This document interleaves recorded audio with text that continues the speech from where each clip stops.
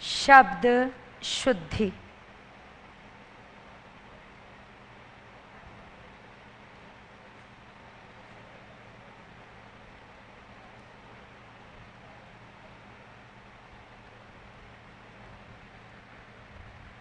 तो सबसे पहले मैं यहाँ पे बात करना चाहूँगी आपसे कुछ शब्दों पर। जैसे एक होता है शब्द अहल्या, क्या नहीं होता है? अहिल्या। तो ऐसे ही एक शब्द होता है द्वारका, क्या नहीं होता है? द्वारिका। कल ही बताया ही था बद्री, तो बद्री ये रूप क्या आएगा? शुद्ध। यहां देखो,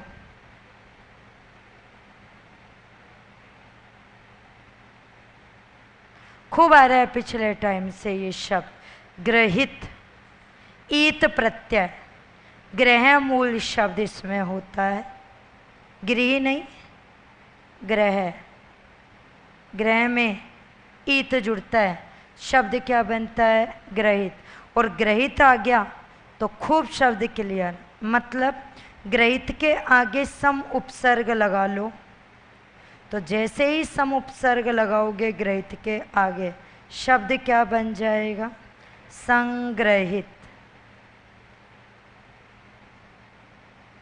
अनु उपसर्ग लगाओगे तो शब्द क्या बन जाएगा? अनुगृहित। तो मूल शब्द एक ही है, गृहित, और गृहित के अंतर्गत से ही संग्रहित, अनुग्रहित, ऐसे शब्दों का क्या होता है? प्रयोग। खूब आ चुके हैं संग्रहित, अनुग्रहित, ग्रहित, तो ये चीज है। अगली बात सुनिए, कई बार मैं पूछ लेती हूँ छात्रों से कि बताओ ढक्कन में ढ के नीचे बिंदु आएगा या नहीं आएगा? तो छात्र कह देते हैं कई बार आएगा, कई बार कहते हैं नहीं आएगा। पता नहीं है कहाँ डैड है का प्रयोग होगा या नहीं। अगर मैं बात करूं कहाँ डैड है आएंगे और कहाँ भाषा में, ये आएंगे। कईयों को तो यही नहीं पता ये दोनों चीज़ें अलग अलग भी हैं क्या। तो हमारे हिंदी के 52 वर्णों में ये चारों वर्ण अलग अलग हैं, ये नहीं पता होता कहाँ कौन सी चीज़ आएगी और कहाँ नहीं। तो मैं आपको ज़रा यहाँ पर बता देती हूँ। ये तो द्विगुण व्यंजन है,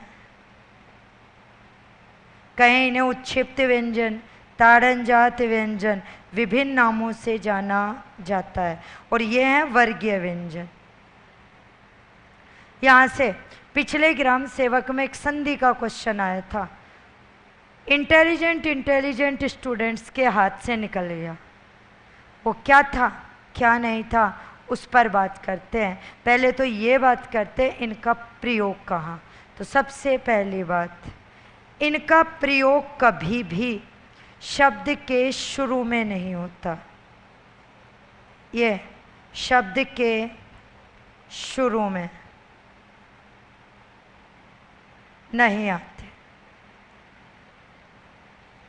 जैसे ढक्कन है, ढक के नीचे बिंदु नहीं आएगा। ये हमेशा शब्द के कहाँ होते हैं? शुरू में।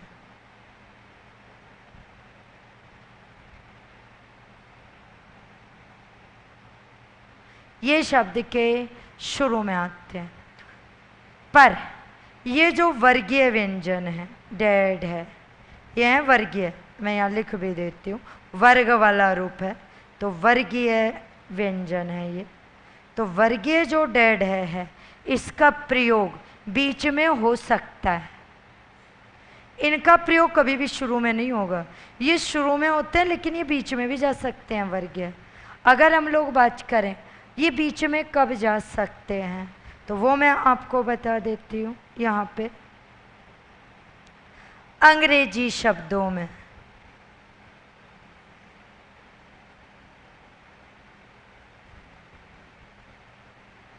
वर्गीय व्यंजनों का ही प्रयोग होता है, कभी भी द्विगुण का नहीं आता।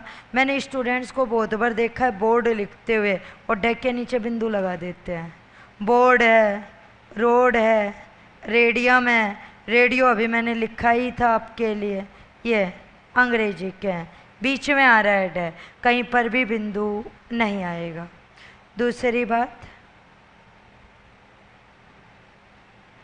बै लिख देती हूँ। बै पाठ की बात करूं, यदि इनसे तुरंत पहले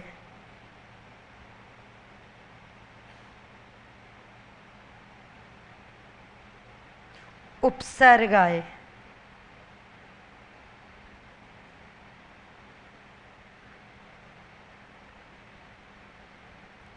तो हमेशा ये बीच में, तुरंत पहले मैंने ये नहीं कहा कहीं भी आ जाए, ये वर्ण जहाँ हो उनसे जस्ट पहले ही उपसर्ग हो।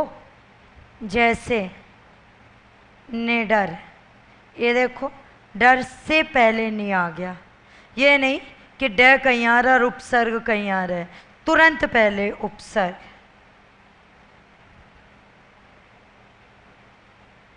सुडोल, सुपसर्ग बीच के अंदर गया।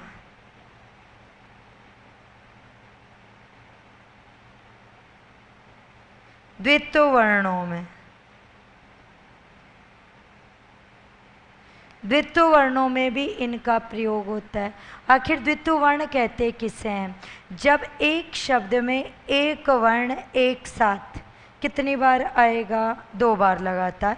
जैसे चम्मच एक साथ डबल में, ऐसे ही दिल्ली एक साथ डबल है, तो वो द्वित्व वर्ण वाले। तो वैसे ही जब ये वर्ण एक साथ 2 बार होंगे तो भी कभी भी बिंदु नहीं आएगा।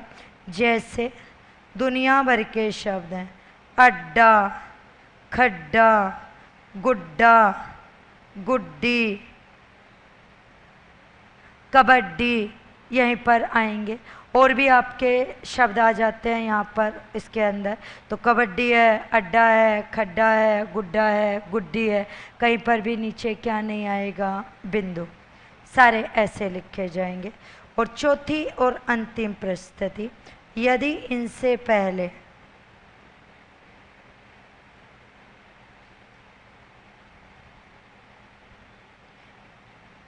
इनके ही वर्ग का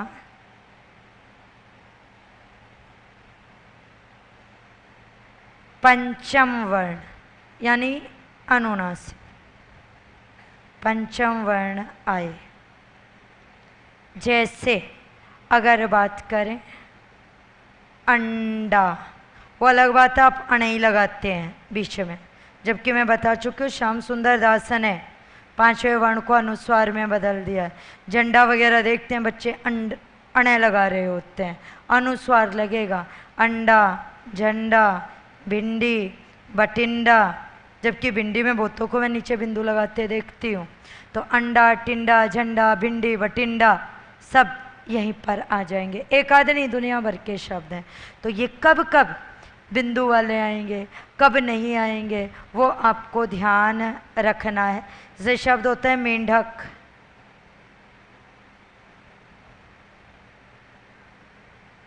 ये लिख देते हैं, बिंदु आ जाता है क्योंकि ये चंद्र बिंदु है, यहाँ पर अनुस्वार नहीं है, से वो ऐसा लिखा जाता है। कुआं वगैरह लिखते हो तो आँख के ऊपर क्या आएगा? चंद्र बिंदु। कु के ऊपर नहीं आएगा, किसके ऊपर आएगा? आँख के ऊपर चंद्र बिंदु होता है। आगे की बात कर लेती हूँ मैं आपसे शब्द शुद्धि की। ये कुछ महत्वपूर्ण चीज़ें वही मैं आप पर बात कर लेती हूँ। एक शब्द होता है संधि से जुड़ी है, कुछ तो मैंने बात कल की थी अभयारण्य वगैरह में, तो वो तो मैं यहाँ पे बात करूँगी नहीं। ये देखो गत्य अवरोध, गति धन अवरोध, पर बच्चा जल्दी से बोलता क्या है? गत्यावरोध। ये की बजाय या, ऐसे ही ये देखो ये भी संधि है, होना चाहिए निर्भिमान, बोलते हैं निराभिमान, तो संधि आए तब तो ये अपने आप ही अभयारण्य वगैरह की तरह यहाँ से निकल जाएंगी। कल बताया था ना अभयारण्य में भय पूरा अभ्यर्थी नहीं होता, बताया था।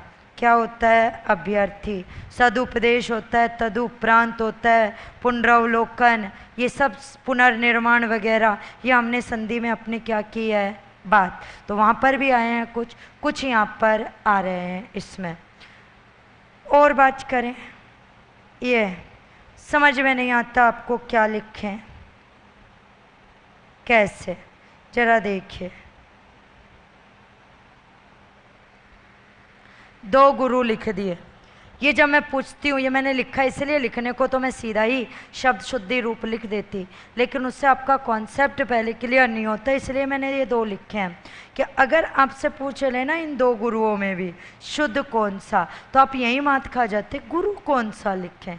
यानी वैसे तो जो लिख रहे हो वो ठीक है, लेकिन यहाँ आते ही आप सोच ही अलग कर लेते हो, तो दो नहीं होगा, एक नंबर आएगा। गुरु में भी रू छोटा होता है, शुरुआत, शुरुआत में भी रू छोटा होता है। ऐसे ही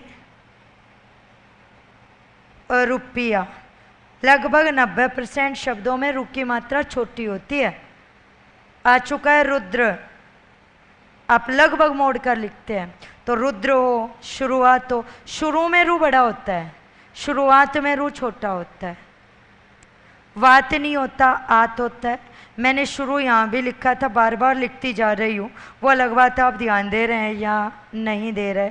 तो ये शुरू वाली चीज़ है और ये शुरुआत। एक चीज़ और, मैंने अभी ये जब डेड है की बात थी तो मैंने एक संधि के शब्द पर बात की थी कि बच्चों से पूछ लिया था संधि में, एक बार मैं जरा उस पर बात कर लूँ, ग्राम सेवक में कि संधि युक्त करो, और उसने ये दिया षट धन आनन। अच्छा, बच्चे को कंफर्म पता था कि शब्द क्या बनेगा, षडानन। अब उसने एक तो डे के नीचे बिंदु लगा दी और एक में डे के नीचे से बिंदु हटा दी। अब पता तो है बनेगा षडानन, अरे बनेगा तो षडानन ये तो पता है, लेकिन लिखा कैसे जाएगा, बिंदु वाला या बिना बिंदु वाला। तो कईयों ने बहुत ज्ञान लगाया, बीच में बताया गया था बिंदु का बीच में आएगा, तो बिंदु वाला करके आए खूब, जबकि बिंदु वाला आता ही नहीं। आंसर तो ये होता,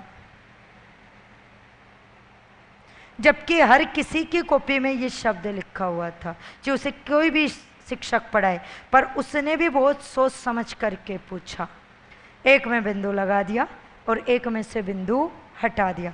तो यहाँ आप विशेष तौर से जरा ध्यान दें, क्या क्यों नहीं आया? अरे संधि में 5 वर्ग ही काम आते हैं, यानी ट, ठ, ड, ढ, ण, और ये उन 5 में शामिल नहीं है। 5 में केवल यही है, ये देखो ऊपर लिख भी रखा है वर्गीय व्यंजन, और भी नहीं तो नियम तो आता है, पहला वर्ण अपने वर्ग के या तो तीसरे में बदलता है या 5वें में। तो टे का तीसरा क्या होगा, डे डमरू, और उस डे में तो कहीं बिंदु होती ही नहीं है, लेकिन आप रट के रखते हैं, दो चीज़ों को कहीं पर भी सिमिलर कर लेते हो, उस अंतर को ध्यान नहीं रखते हो। तो ये ध्यान रखना कि संधि में जो टे बदलेगा वो तीसरे में जो बदलेगा वो तीसरा वर्गीय है, जिसके नीचे क्या नहीं है, बिंदु। और स्टूडेंट्स को इतना सरल क्वेश्चन आ गया, उसके बाद भी वो चीज़ क्या हो रही है, गलत, बिंदु वाला करके आए थे लगभग बच्चे, रटना नहीं है। तो यहाँ देखिए, गुरु, शुरुआत, रुपया, रुद्र, पुरुष, सब में रू की मात्रा कैसी होती है, छोटी। एक शब्द होता है रूप, ऊ बड़ा, एक होता है जरूर, इसमें भी रू बड़ा, और एक होता है शुरू। ये सबसे ज़्यादा यूज होते हैं बड़े ऊ के, बाकी लगभग छोटा ही ऊ आता है। जी वो दुरुपयोग हो, मैंने स्टूडेंट्स को दुरुपयोग लिखता देखा है, मोड़ करके लिख लेते हैं, जबकि आता कैसा है, छोटा। आदत पड़ी हुई है आप लोगों को, तो ये चीज़ आपको ध्यान रखनी है। आगे की बात करूँ मैं, छठी,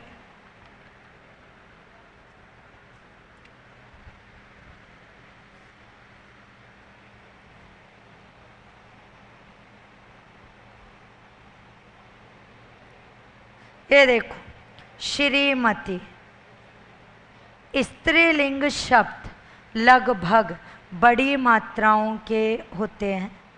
ती बड़ी, श्रीमती के साथ खूब आ चुका है शब्द वधू, वर वधू भी आ चुका है फर्स्ट ग्रेड में। चाहे शब्द आए बहु, स्त्री भी आ चुका है। तो स्त्री, बहु, वधू, श्रीमती सब में मात्रा कैसी है? बड़ी। लगभग लगभग मात्राएं स्त्रीलिंग के अंतर्गत कैसी होती है? छोटी या बड़ी? बड़ी। स्त्रीलिंग में लगभग लगभग बड़ी, 99% बड़ी, 100% तो नहीं है, पर लगभग स्त्रीलिंग में मात्राएं कैसी नजर आएंगी? बड़ी नजर आएंगी। आगे सुनो, आप जब भी किसी भी शब्द के अंदर करण प्रत्यय लगाओगे तो हमेशा करण प्रत्यय अंतिम मात्रा को बड़ी करता है। अंतिम मात्रा बड़ी होगी। अगर हम लोग बात करें कैसे, ये देखो खूब आ चुका शब्द सशक्तिकरण। अब कैसा लिखते हैं? छोटा। होता कैसा है? बड़ा। शक्ति में थी छोटा है, शक्तिकरण होते ही इके मात्रा बड़ी, सशक्तिकरण। एक और बहुत आ चुका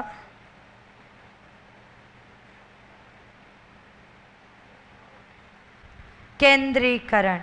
आप करते हैं केंद्रीयकरण। शब्द क्या होता है? केंद्रीकरण। केंद्रीयकरण नहीं होता। ऐसे ही प्रस्तुतिकरण।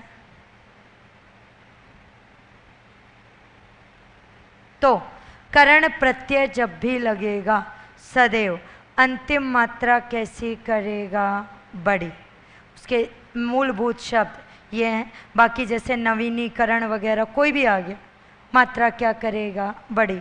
कई बच्चे कहते हैं प्राधिकरण, आपके भी दिमाग में आ रहा होगा, अरे प्रत्यय की बात कर रही हूँ। प्राधिकरण में प्र और अधि उपसर्ग हैं, करण मूल शब्द है, और मैं बात कर रही हूँ करण प्रत्यय की। इसके अंदर शक्ति, केंद्र, प्रस्तुत ये मूल शब्द हैं। मैं वही कह रही हूँ ना, अनुपसर्ग पता है, अनुप्रत्यय भी होता है, पता ही नहीं है। ये पता है करण क्या है? हाँ, प्रत्यय आ गया, तो आपको फिर जहाँ भी दिखता है वो वही कर देते हो। जैसे एक मान प्रत्यय होता है, जैसे अभिमान, बुद्धिमान, वो मान प्रत्यय है। लेकिन अभिमान और बुद्धिमान में अंतर है। बुद्धिमान में मान प्रत्यय है और अभिमान में मान मूल शब्द है। जैसे श्रीमती में मति प्रत्यय और एक मति थी छोटा होता है, जिसका अर्थ होता है बुद्धि, उसमें छोटा होता है। समझ में आया? तो आपको ये ध्यान रखना है कि ये करण प्रत्यय की बात की है मैंने, ये नहीं कहा करण मूल शब्द आ जाए तो भी वही है। वो करण में करना आता है प्राधिकरण वगैरह के अंदर। जैसे नगरीकरण आप कर रहे हैं तो वो करण प्रत्यय है उसके अंदर। तो करण प्रत्यय जहाँ होगा वहाँ। अगली बात करें हम इसमें तो एक चीज और, वृंद, भक्त, गण वगैरह, परिषद, ये समूहवाची रूप जब भी किसी भी शब्द में लगेंगे सदैव अंतिम मात्रा को छोटा कर देंगे। जैसे आप बोलते हैं स्वामी भक्त, आता है शब्द, ये आएगा। मैं इक्के मात्रा छोटी, आप क्या करते हैं? बड़ी। पक्षी वृंद खूब आ चुका, पक्षी में ही बड़ा, पर पक्षी वृंद में ई की मात्रा क्या होती है? छोटी। पक्षी गण करोगे तो भी ई की मात्रा क्या आ जाएगी? छोटी। परिषद खूब आ चुका शब्द,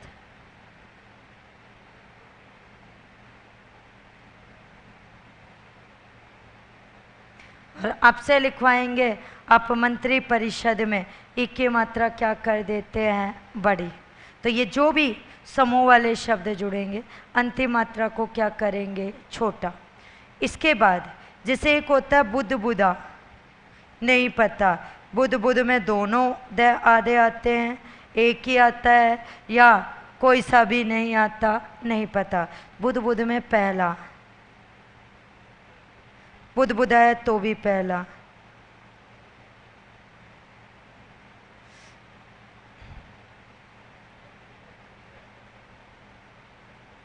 गद गद, पहला वाला रूप आधा, दूसरा वाला पूरा, ऐसी चीज। आगे सुनो, या प्रत्यय जब भी जुड़ता है, खूब शब्द है, या प्रत्यय जब भी जुड़ेगा अंतिम ई की मात्रा को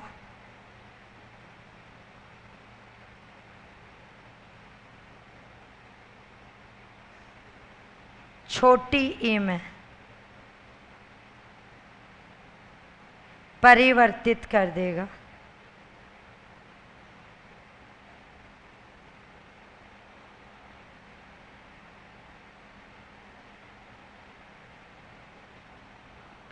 यानी अगर हम लोग बात करें यहाँ पे तो एक सामान्य सी चीज आपके सामने है, या प्रत्यय जब भी जुड़ रहा है बड़ी ई की मात्रा को क्या कर रहा है, छोटी। आपको एक शब्द इसका बहुत अच्छे से रटा होता है, ये दवाइयाँ। पूछ लो ई की मात्रा छोटी आएगी या बड़ी, सब कह देते छोटी आएगी। मैं भी पूछ लेती हूँ तो दवाई में ही बड़ी और दवाइयाँ में ही छोटी क्यों, ये नहीं पता रीज़न, बस ये पता है दवाइयाँ में ई की मात्रा छोटी। इवन मैं आपसे कहूँ कि अगर शब्द ये दे दिया ना इकाइयाँ कभी शब्द शुद्धि में, तो बच्चा देखते ही काट देगा, जबकि ये शुद्ध है। क्योंकि इकाई नहीं लिखना आता, तो इकाई में दूसरा ही बड़ा होता है, वो भी जैसे ही या जुड़ेगा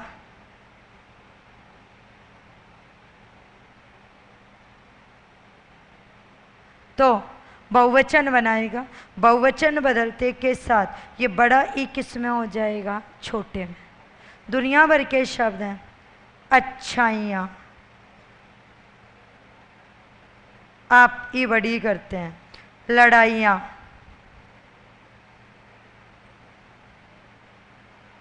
बुराइयाँ,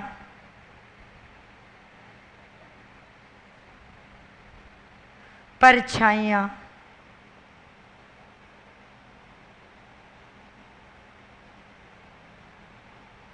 मिठाइयाँ, परछाइयाँ हो, मिठाइयाँ हो, रजाइयाँ हो, सभी के अंदर ही ई की मात्रा कैसी होगी, छोटी।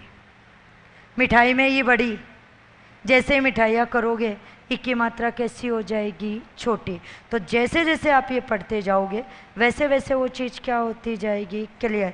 कि या जब भी जुड़ेगा प्रत्यय रूप में तो हमेशा बड़े ई को किस में बदल देगा, छोटे में। जी वो ऊंचाइयाँ हो, ऊंचाई में ही बड़ा है, ऊंचाइयाँ करते के साथ ई की मात्रा कैसी हो जाएगी, छोटी। ये आपको ध्यान रखना है। एक चीज़ वाक्य शुद्धि में कुछ छूट गया था, मैं उसको थोड़ा यहाँ पर आपको बताना चाहूँगी। क्या वो एक बार ज़रा आप ध्यान दे लीजिए। व्याकरण शब्द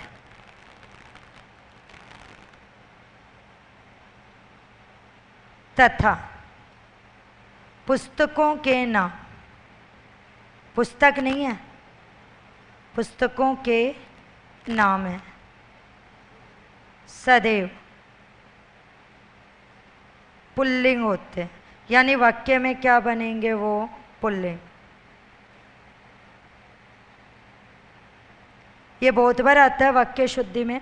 जैसे मैं आपको एक उदाहरण बताऊं, कामता प्रसाद गुरु ने, हिंदी के व्याकरण विज्ञ हैं, कामता प्रसाद गुरु ने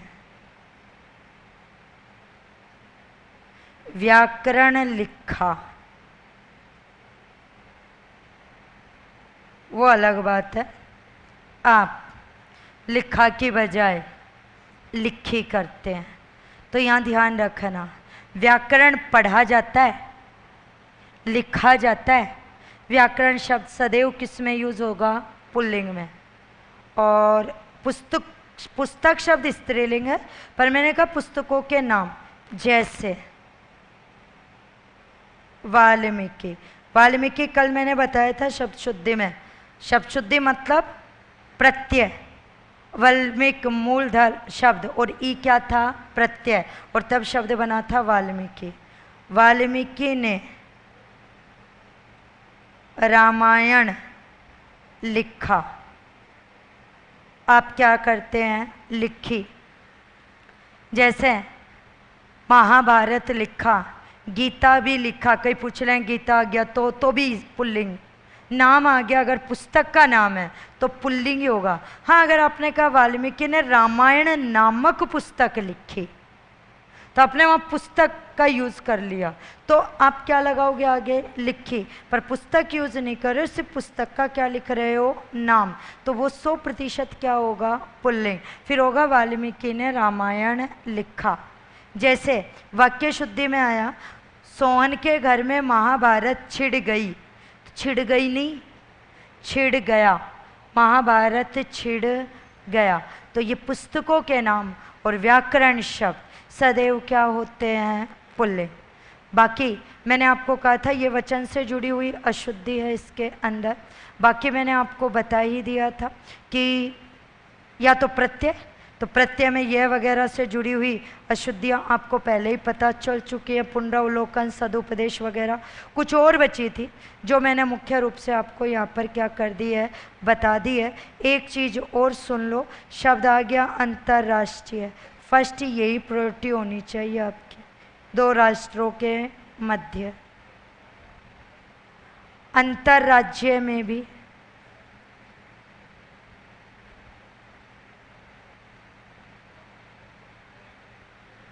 अंतर्राज्य ऐसे आएगा।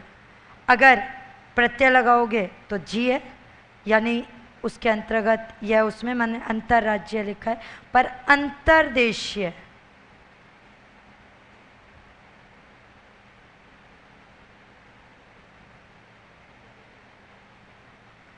ये होगा रे आधा।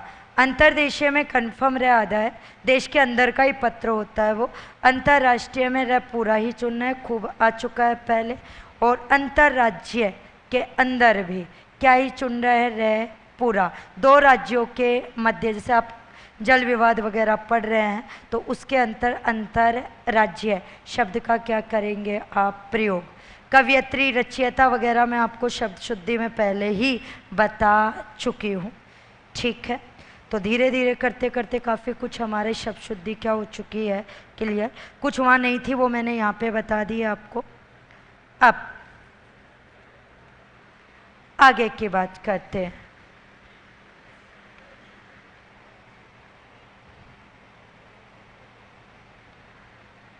हमारे अब जो टॉपिक बचे हुए हैं वो कुछ विशेष टॉपिक नहीं है, उनमें रोल पूरा का पूरा विद्यार्थी का ही होता है। जैसे विलोम है, शब्द युग्म है, पर्यायवाची हैं, रोल आपका ही है। फिर भी कुछ उदाहरणों के द्वारा और कुछ महत्वपूर्ण बातों के द्वारा हम उसको क्या करना चाह रहे हैं? क्लियर। कि आपको अगर कोई चीज़ नहीं पता तो वो मेरे द्वारा आपको क्या हो जाए? पता चल जाए। तो हम इसी के अंतर्गत आगे कंटिन्यू कर रहे हैं। शब्द युग्म। युग्म का शाब्दिक अर्थ जोड़ा बताते हैं बच्चे। जोड़ा नहीं होता, जोड़ा तो युगल का अर्थ होता है। युग्म का शाब्दिक अर्थ होता है जुड़वा, यानी शब्दों का एक जोड़ा है जो देखने और सुनने में एक जैसा लगता है परंतु अर्थ क्या होते हैं? अलग अलग। उसे हम क्या कह देते हैं? शब्द युग्म। शब्द युग्म रेगुलर सा आ रहा है। कैसे क्वेश्चन आते हैं अभी हम बात करेंगे। पहले मैं एक शब्द युग्म लिख रही हूँ, जहाँ से आप गलत हो सकते हो केवल मैं वो बात करूँगी, बाकी तो आपको ही ये क्या करने होते हैं याद। तो यहाँ देखिए,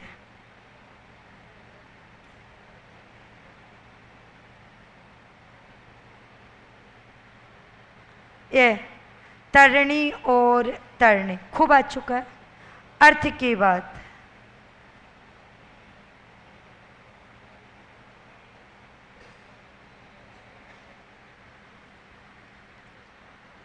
आपको नज़र आ चुका होगा मैंने जो लिखा स्पष्ट। अच्छा, सबसे बड़ी बात है, ये चीज़ छात्र को आज तक नहीं पता है कि ऐसा भी है क्या। अब ज़रा मैं क्वेश्चन की बात करती हूँ। शब्द युग्म का लगभग प्रश्न ऐसे ही आ रहा है, 4 शब्द युग्म देता है, उनके आगे उनका अर्थ लिखता है, फिर पूछता है कौन से का सही है या कौन से का गलत है। अब आप तो रटते हैं, रट लिया तरनी, तरनी का सूर्य, नाव, नाव सूर्य। अब ये नहीं पता कौन सा पहले कौन सा बाद में। आपको वहाँ वैसे भी ऑप्शन एक ही मिलेगा, इसलिए इसको देखते ही आपको तो लगता है ये सही हो गया और वहीं मात खा चुके हो, या आपको ये लगता है सारे ही सही हैं। एक ऐसे मिलता है, ऊपर एक शब्द युग्म, नीचे 4 उसके ऑप्शन। कईयों को लग रहा होगा गलत क्यों है, तो मैंने लिख दिया है। ये आंसर क्या है, सही है। तो जब एक के ही 4 रूप लिखेगा शब्द युग्म के, तो स्टूडेंट इन 2 में ही कंफ्यूज होगा। ये तो कंफर्म है आंसर इन 2 में से कोई एक होगा, पर कौन सा, तो ये तो हमें भी पता ही है, होगा तो इन दोनों में से ही कोई एक, पर होगा कौन सा ये भी तो पता करना होगा ना। तो रटेंगे तो गिरेंगे, यानी शब्द युग्म की पहली शर्त है, जो शब्द पहले उसका अर्थ पहले, जो शब्द बाद में उसका अर्थ बाद में। शब्द युग्म में अब तक 3 प्रकार के प्रश्न आए हैं, मैंने 2 रूप बता दिए, एक रूप और बचा है, उस पर हम क्या करेंगे बात कुछ समय के बाद करेंगे। पर वो जैसे यहाँ देखो आप, सबसे पहले ये तरनी है, इस तरनी का अर्थ क्या है, सूर्य, और इस तरनी का अर्थ क्या है, नाव। अगर आपने नाव और सूर्य पहले किया तो वो 100% क्या हो जाएगा, गलत। आगे देखो, आप याद कैसे करो शब्द युग्म, तो थोड़ा सा तरीका बदल दो आप उसको याद करने का, क्योंकि लगभग शब्द युग्म छोटी और बड़ी मात्राओं के हैं। अगर आप लॉजिक से याद करोगे तो वो कभी गलत नहीं होगा। लॉजिक एक ऐसी चीज़ है जिसे आप जैसा करोगे वो वैसा ही हो जाए, दिमाग की एक सोच, जिसे खूब आ चुका है ये। अच्छा, हमें ये भी पता है एक द्वीप तो टापू है, एक हाथी है। अब प्रॉब्लम तो ये होगी, एक में पहले हाथी देगा, एक में टापू, एक में पहले टापू देगा और एक में हाथी। लॉजिक क्या चीज़ है, लॉजिक वो चीज़ है, ये केवल मैं बता रही हूँ कि अगर आप ऐसे याद कर सको तो बहुत ही अच्छी बात होगी। कैसे, अब यहाँ देखो, ये है टापू और इसकी बात करो, ये है हाथी। अब आप इसे शरीर के रूप से, आकार से पता कर सकते हैं। हाथी का आकार छोटा है, टापू का आकार बड़ा है।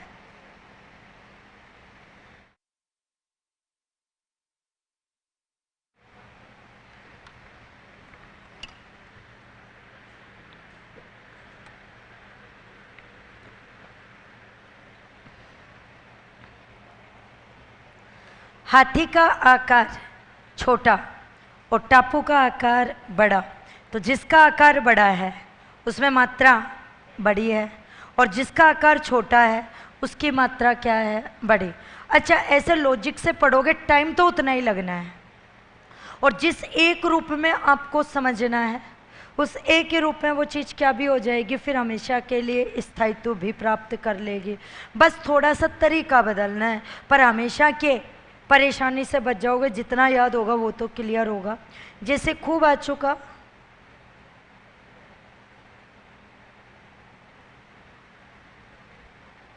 अब आपको पता है कि ये सुत है, इस सुत का अर्थ क्या होता है,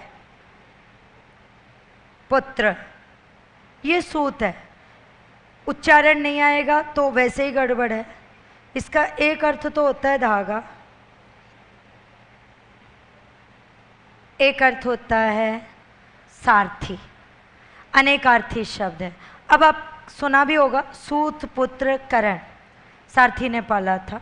अब यहाँ देखो, सारथी में 3 वर्ण, पुत्र में 2, बड़ा सारथी, पुत्र छोटा, ऐसे याद कर सकते हो। वैसे आकार से करो तो पुत्र की हाइट तो सीमित है, पर धागा तो कितना भी हो सकता है। यानी अगर मैं बात करूं तो धागा बड़ा है और पुत्र की हाइट क्या है, छोटी, यानी पुत्र छोटा है, धागा बड़ा है, तो बड़े मात्रा वाले में धागा होगा और छोटी मात्रा वाले में क्या हो जाएगा, पुत्र। अच्छा 100% ना सही, 50% भी ऐसे याद हो जाएंगे तो कौन सा बुरा है। कम से कम जितना गलत हो रहा है तरनी तरनी जैसी चीज पढ़ करके, वो तो गलत होने से शेष बच जाएगी ना। और कभी ना कभी किसी ना किसी में तो होगा, इसके बाद भी आपके पटवार वगैरह के होंगे, देंगे तो एग्जाम्स आप, तो धीरे धीरे पढ़ोगे वो क्लियर होता जाएगा। जैसे एक और मैं बताऊं आपको,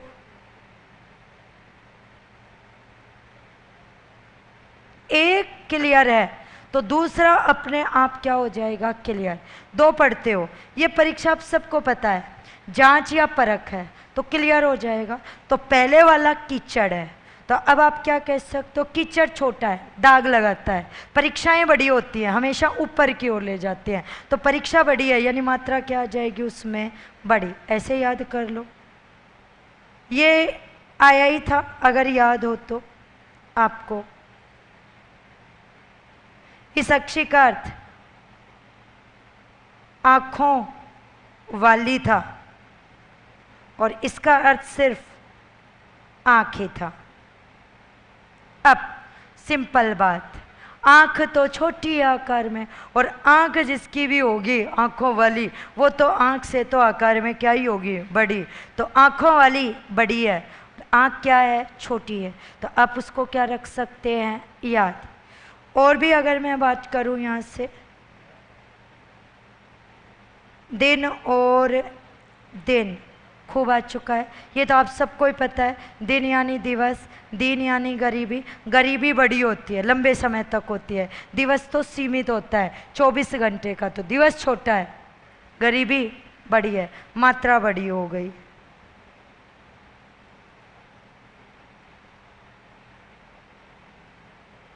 होने को आली और आली भी दे देता है उसके अंदर, बस उसमें ये लगा देता है आ, बात वही है। ये आली छोटी मात्रा वाला भंवरा और बड़ी मात्रा वाला जो अली आ जाएगा वो क्या हो जाएगा, सखी।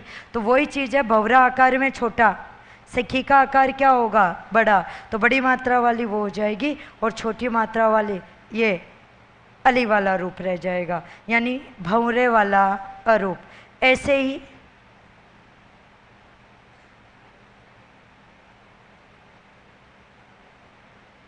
कुल और कुल, कुल वंश योग अनेकार्थी शब्द है।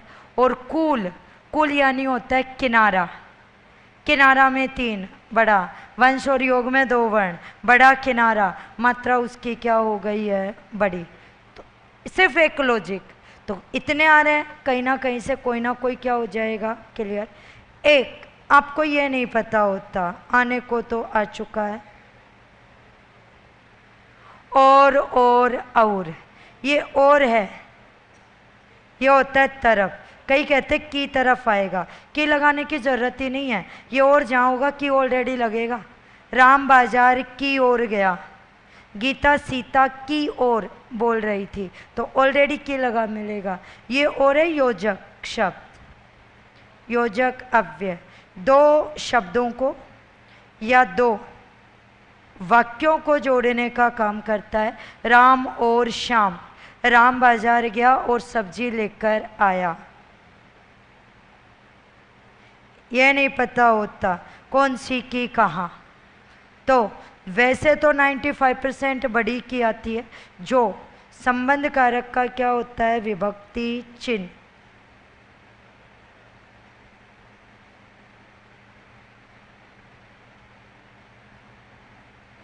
मैंने कल बता दिया था ये चिन्ह शुद्ध है, संबंध कारक का विभक्ति चिन्ह है, और ये की योजक अव्यय है।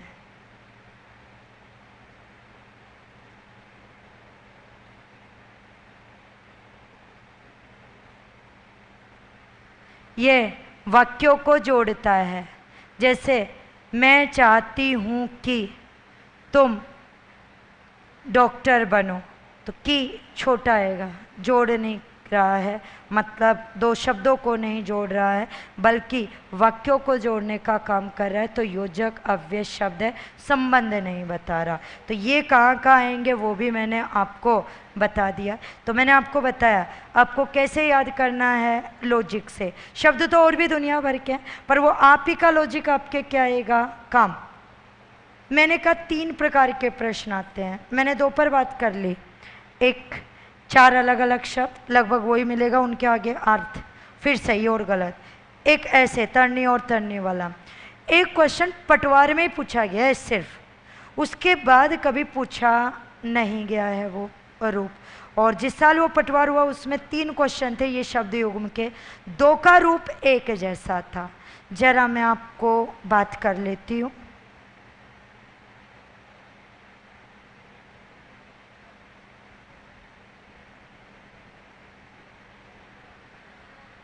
ये शब्द थे, पूछा बताओ नीरज और निरुज का शब्द युग्म का अर्थ।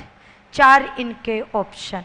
बच्चे के लिए तसल्ली की बात यह है कि नीरज का मुझे आता है, कोई बात नहीं निरुज का नहीं आता।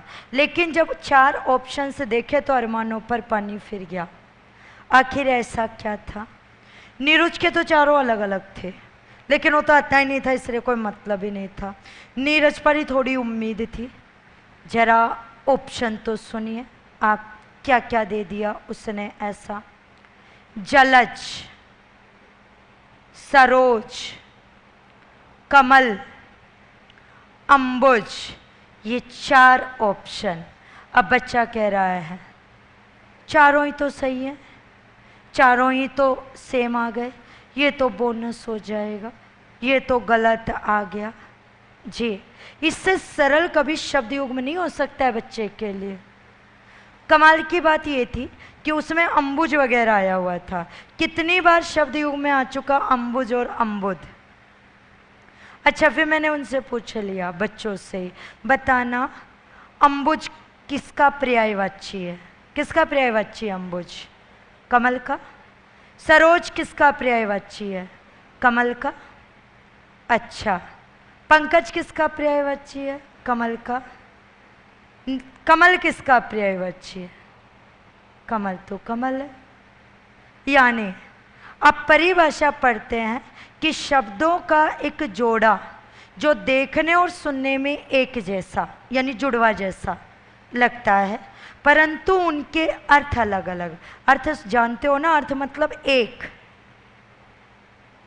अर्थ है, तो इसका मतलब नीरज का अर्थ तो सिर्फ कमल है, बाकी 3 तो उसके पर्यायवाची थे, और पर्यायवाची कभी हो ही नहीं सकते अर्थ में, और वहीं पर आप मात खा गए। तो देखते ही पता चल जाता कि नीरज यानी कमल, तो नीरुज का अर्थ होता है रोग से रहित। एक दिया था उसने मदिर और मदिरा। अब मदिर का अर्थ नहीं आता, मदिरा का आता है। मदिरा वाले में ऑप्शन हाला, मय, शराब, वही सारे पर्यायवाची। फिर वही, ये तो सारे एक ही हो गए। अरे मैं, हाला, ये तो उसी के ही, आसव, ये तो उसी के पर्यायवाची है, एक ही है मूल शब्द तो शराब। तो आंसर कौन सा था? शराब। मदिर यानी होता है अश्वशाला। तो ये तीसरी चीज आपके लिए महत्वपूर्ण, क्योंकि ये क्वेश्चन सिर्फ एक ही बार आया पैटर्न पर, कि शब्द युग्म में कभी भी उसका अर्थ ही आएगा, उसका क्या नहीं आ सकता? पर्यायवाची। वो ऑप्शन में दे सकते हैं आपको कंफ्यूज करने के लिए, पर आएगा क्या? उसका मूल अर्थ, यानी जो एक वो आएगा। कमल के पर्यायवाची मिलेंगे नीरज, अंबुज, पंकज, ये सब।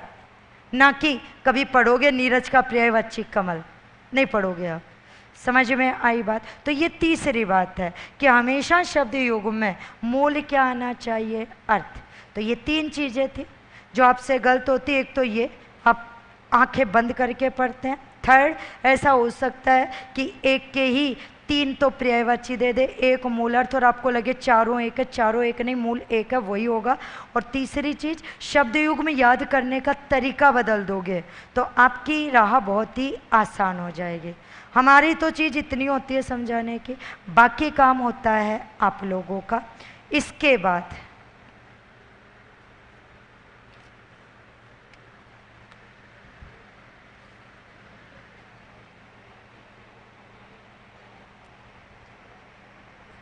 हम बात करेंगे विलोम पर।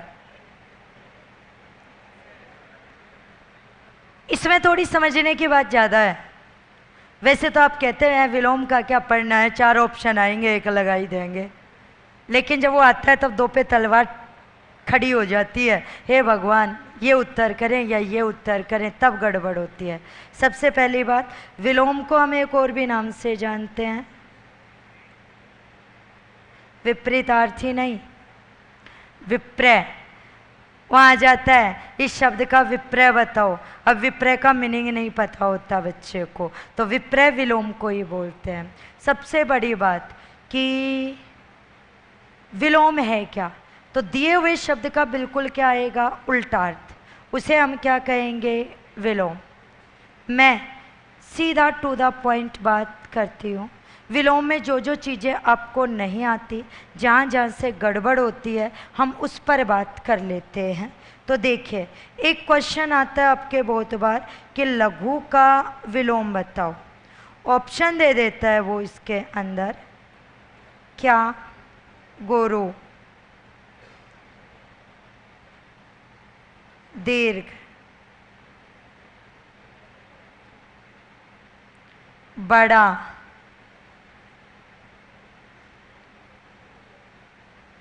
ऋस्व। ऐसे हस्व नहीं होगा, है के अंदर रह है, तो यह हस्व का उच्चारण नहीं है। तो कई तो सोचते हैं जो बिल्कुल नया है वो हो गया, तो मैं आपको बता दूं ऋस्व का अर्थ तो छोटा होता है। कई सोचते हैं लघु, लघु मतलब छोटा और छोटे का विलोम बड़ा, तो ये बिल्कुल सही है कि छोटे का विलोम क्या होगा, बड़ा। लेकिन आपसे क्वेश्चन में पूछा है लघु का विलोम बताओ, उसके हैं ये 4 ऑप्शन। तो अब आया 2, एक दीर्घ एक गुरु। ये प्रॉब्लम है, दोनों में से आंसर क्या, खूब आ चुका है और ये क्वेश्चन। तो मैं आपको बता दूं कि लघु का विलोम गुरु होता है और ऋस्व का विलोम दीर्घ होता है। लेकिन बहुत सी किताबें हैं वर्तमान तक भी कि लघु का विलोम दीर्घ लिखा हुआ है। क्वेश्चन खूब आ चुका है, दीर्घ आंसर हो सकता है, पर अगर गुरु ऑप्शन में नहीं हो। लेकिन जब गुरु भी है और दीर्घ भी है तो आंसर क्या ही आएगा, गुरु। ऐसा क्यों, नियम होता है विलोम करने का, क्या कि तत्सम के विलोम तत्सम में, तद्भव का विलोम तद्भव में, संज्ञा का विलोम संज्ञा में, विशेषण का विशेषण में, और शब्द के अंत में जो प्रत्यय है उसके विलोम में भी उसी प्रत्यय का क्या किया जाता है, प्रयोग। जैसे यहाँ मैं कुछ उदाहरण पर बात करूं, ऐसा ही के अंदर आया लाघव का विलोम। क्या होगा लाघव का विलोम, तो छात्र सिर्फ सोचते रहते हैं कि लाघव का विलोम क्या करें, पढ़ाई नहीं है, सारे थोड़ी आते हैं। अरे आपने पढ़ लिया, मैंने पढ़ा दिया, वो अलग बात है, आपको याद ही नहीं है।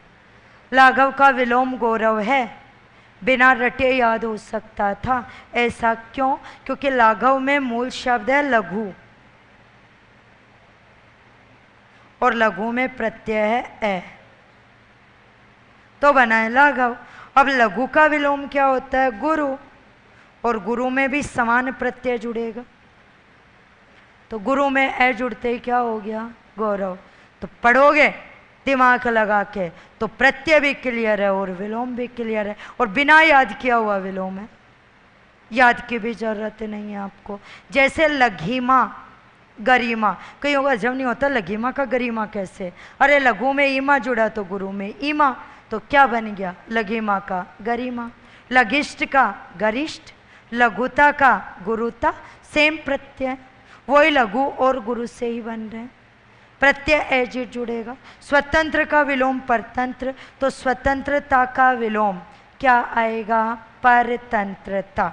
जैसे एक आया आरेस में रित, जब तक आपको शब्द का अर्थ नहीं आएगा आप विलोम तो कर ही नहीं सकते। रित बोलते हैं सत्य को, और रित का विलोम अनरित। अनुपसर्ग है, रित मूल शब्द है, अनरित यानी झूठा। अगर मैं कहूं और की, जैसे एक आया सेकंड ग्रेड में इप्सित। इप्सित का अर्थ होता है इच्छा। अच्छा, उसने 4 ऑप्शन दिए, चारों में अनिप्सित लिखा। अब ये नहीं पता अनिप्सित कैसे लिखूं, जबकि कॉमन बात है, सामान्य बात है कि अनुपसर्ग है और इसमें इप्सित जोड़ोगे तो ई तो जो का त्यों ही जुड़ेगा। तो न में ई की मात्रा कैसी थी? बड़ी। क्या बन गया? अनिप्सित। याद करेंगे तो क्लियर हो जाएगा। इप्सा में इत से इप्सित बन जाता है। ऐसे ही खूब आ चुका अभिज्ञ। अभिज्ञ का विलोम अनभिज्ञ। अभिज्ञ का अर्थ होता है जानकार, अनभिज्ञ जानकारी से रहित, अन धन अभिज्ञ। ऐसे ही पिछली बार और आया इसमें, आरेस में भी आ चुका असूया। असूया का अर्थ होता है जलन, ईर्षा, विलोम शब्द शुद्धि में भी खूब आ चुका है। अनसूया ज्यादातर करते हैं अनुसूया। अनुसूया कोई शब्द नहीं है, शब्द क्या होता है? अनसूया, ईर्ष्या या जलन से रहित। अर्थ आपको लेने पड़ेंगे, शब्द शुद्धि भी क्लियर हो जाएगी। नहीं पढ़ोगे अर्थ ही नहीं आएगा, विलोम क्या बताओगे?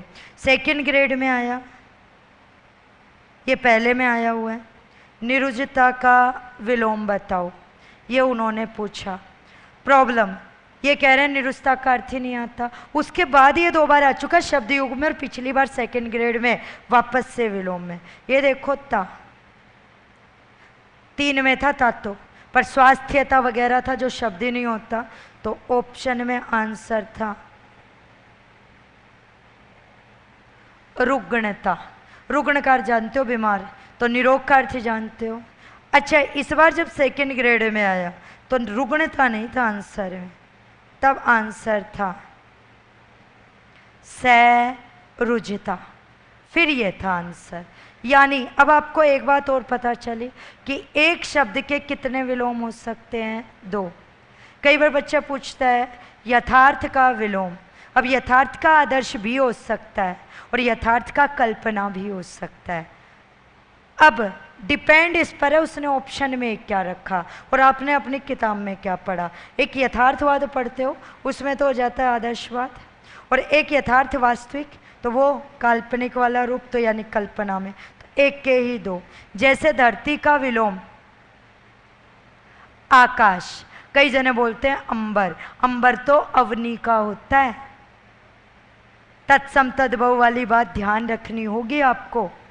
तो अवनी का अंबर, धरती का आकाश, और आकाश का पाताल भी हो जाता है और धरती भी, यानी एक एक एक कितने 2, सीधा तो आप पाताल ही निकालते हो। समझ में आई? तो एक चीज के कितने रूप हो सकते हैं? 2 रूप उसमें आ सकते हैं। तो आपको रटने की क्या नहीं है जरूरत। जैसे मैं कई बार पूछ लेती हूँ, बताओ भूतकाल का विलोम। अब स्टूडेंट 2 में तो कंफ्यूज होता है, एक भविष्यकाल, एक वर्तमान काल। अच्छा, किताबों में भी अलग अलग लिखा है, तो आप ध्यान रखना। भूत का विलोम भविष्य, भविष्य का विलोम वर्तमान, वर्तमान का भूत। सर्कल में चल रहा है, भूत से भविष्य, भविष्य से वर्तमान, वर्तमान से भूत। अब बच्चे ने पढ़ा हुआ है भूत का वर्तमान करेगा, अगर उसने वर्तमान से क्या पढ़ा है? भूत, तो उसे लगेगा भूत का क्या हो गया? वर्तमान। नहीं, कुछ में उल्टा नहीं होता है, अगला चलता है। तो भूत का विलोम क्या बताया है? भविष्य। कहते हैं ना भूत और भविष्य, और भविष्य का क्या हो जाता है? वर्तमान, और वर्तमान से क्या हो जाता है? भूत। ऐसे ही आया सृष्टि देखते ही पता चल जाता तत्सम है, 3-4 बार आ चुका है। सृष्टि का विलोम क्या होगा? प्रलय। शब्द तो कोई दे सकता है, विलोम का विलोम अनुलोम, कई किताबों में प्रतिलोम लिखा है, फिर भी नहीं पता चले तो रामदेव जी का याद कर सकते हो, विलोम अनुलोम। तो विलोम का अनुलोम और अनुलोम का प्रतिलोम, अनुपसर्ग प्रत्युपसर्ग, तो अनुलोम का प्रतिलोम होता है। तो जैसे जैसे आप याद करोगे ये चीज़ें आपके समझ में आती जाएंगी। इतना ध्यान रखना है, तत्सम को किससे जोड़ना है? तत्सम से, तद्भव को तद्भव से, संज्ञा का संज्ञा से, वो विशेषण का विशेषण से, और शब्द के अंत में जो प्रत्यय होगा उसके विलोम में भी उसी प्रत्यय का क्या होगा? प्रयोग। क्लियर? लास्ट टॉपिक पर हम हैं। ये सब याद आपके ही करने के, मैं तो जितना मुझसे हो सकता है तरीका और कैसे आप याद करें वो मैं बात कर रही हूँ। पर्यायवाची, कई समानार्थी भी आप बोल देते हैं, एक शब्द का उसी के समान अर्थ देने वाले अन्य शब्दों को हम क्या कहते हैं? पर्यायवाची शब्द। कोई अंत नहीं है इनका। सबसे पहली बात तो एक ही आ जाती है कि पानी के पर्यायवाची के पश्चात। अच्छा, एक चीज़ मैं आपको और बता दूं विलोम में कि शब्द आ गया लघु काय। अब ये काय आते ही रूप बदल गया, तो लघु काय का गुरु काय मत कर देना, कहीं रट लो ना। लघु काय का दीर्घ काय होता है, तो वो ध्यान रखना। जिसे हम कहते हैं पानी के पर्यायवाची के बाद जय आता है, जय का अर्थ होता है जन्म लेने वाला।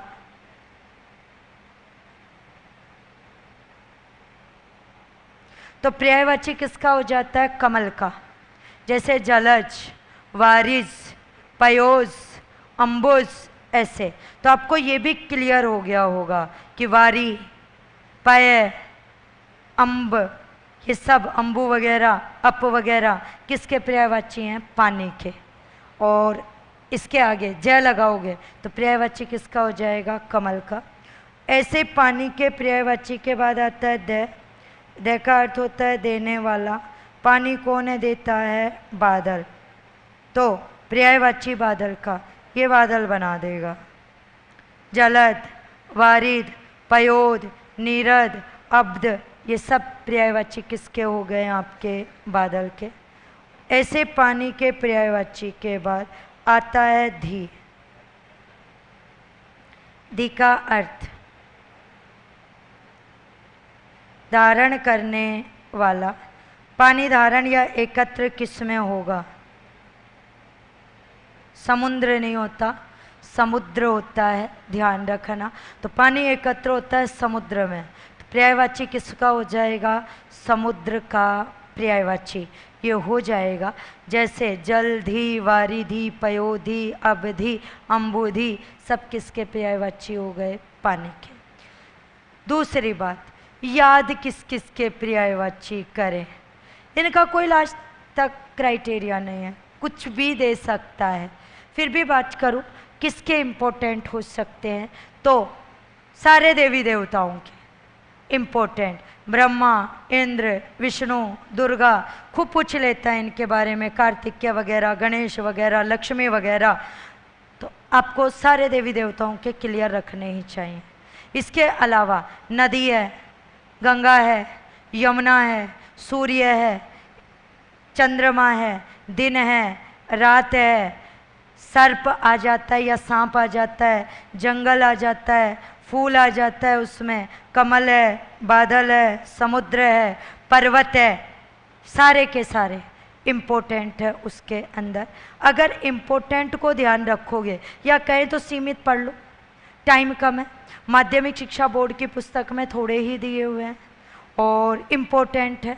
आप चाहें उन्हें क्या कर सकते हैं? याद। अगर आप उन्हें याद कर लोगे तो अपने आप ही आपका कॉन्सेप्ट क्या होता जाएगा? क्लियर। पूरे आप याद नहीं कर सकते हो, आपको याद वही पर्यायवाची होगा जिसको आपने दैनिक जीवन में अर्थ में लिया है, नहीं तो वो क्लियर नहीं होगा। एक और चीज़ मैं बताऊं, शब्द शुद्धि के अंदर काफ़ी बार आता है, पिपीलिका तो नहीं,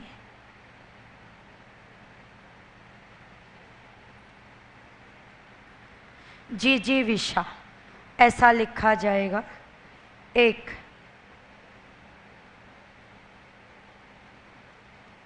शुश्रूषा रूप, अब क्या रखें ध्यान, सेवा करने वाला जो रूप है, तो ये भी अभी मुझे याद आया तो मैंने आपको बता दिया। वैसे पिपीलिका जिजीविषा के जैसे ही लिखा जाता, पर आपको लगे कैसे लिखते हैं हम, तो वो मैंने आपके लिए लिख तो दिया है। तो जिजीविषा, पिपीलिका, शुश्रूषा ये ऐसे लिखे जाएंगे। वैसे इनका लास्ट तक कोई क्राइटेरिया है नहीं। एक शब्द और ध्यान रखो, निरअपराधी कोई शब्द नहीं होता, शब्द होता है निरअपराध। आशीर्वाद मैं आपको बता चुकी हूँ, काफ़ी कुछ शब्द वहाँ पर आप लोगों के आ चुके हैं, फिर भी इनमें आपको ये शब्द और उसमें क्या रख लो याद, ये सारे शब्द शुद्धि वाले शब्द मैंने इसमें कर दिए हैं। तो बात करें, ये अपने यहाँ पर क्लियर हो गया। Click on the subscribe button to subscribe to our channel. Press the bell icon on the YouTube app and never miss another update. Download eUtkarsh app from Google Play Store. eUtkarsh app is one-stop solution for your competition exam preparation with lots of unique and amazing features like create your own custom test, add YouTube videos in app library, add web reference links. For quick revision, make your own custom flashcard. For each chapter, you can give online test and analyze your performance. So now download eUtkarsh app.